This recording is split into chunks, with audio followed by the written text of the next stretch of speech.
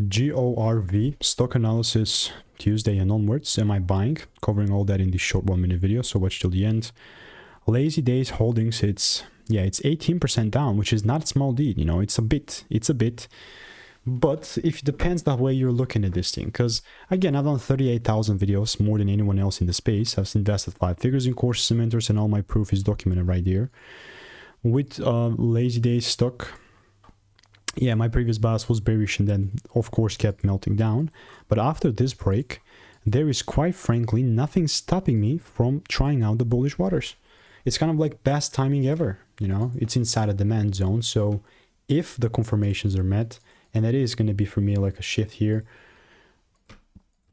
then and only then I'll look to take things up. If not, it's all good, not gonna buy, you know. So that's why I like my approach, because if the confirmation, like if the last part isn't met, because right now 2 out of 3 rules are met, last part is not met, I'm not gonna buy. That's it. So if you want to make more money trading in a simple and lean way, stay tuned and click the first link in the description. It's free value.